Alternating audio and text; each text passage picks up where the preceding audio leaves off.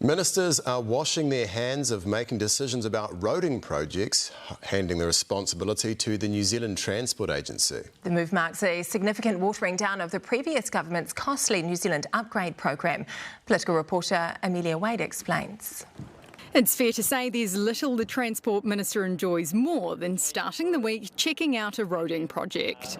6 laning. And coming up with new roading jargon. I'd just say it's the RAWs. The roads of regional significance. These RAWs aren't new projects. They were part of the Labour government's $15 billion New Zealand upgrade program.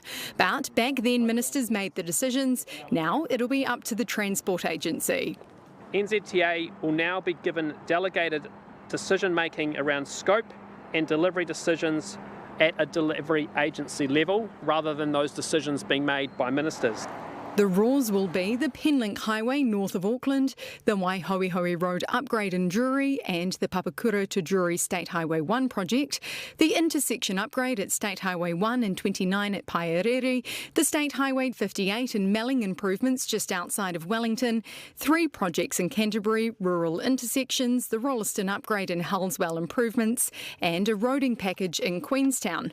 But there is one catch. NZTA will be required to stay within the budget, as there'll be no additional Crown funding. And 2 projects have been promoted to roads of national significance, RONs, the 4-lane expressway from Tauranga to Te Puna and the expressway between Otaki and Levin in Horowhenua. Labour's NZ Up program was rushed out in 2020 to stimulate growth.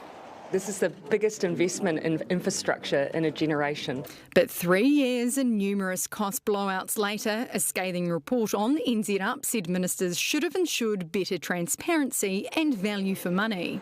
It would be irresponsible for us to continue with the program in the way that it was designed. This is an example of the government basically saying we're not going to take responsibility for delivery, and are pushing that onto the public sector that is doing it tough right now at a time of cuts. I think it is irresponsible of this government. Stripping the roading projects out of NZ Up leaves it a shell of the beast that it was. It will still continue to fund rail and metro projects, but there are question marks over how long before they too need to find new homes, and NZ Up is closed down altogether. Amelia Wade, Newshub.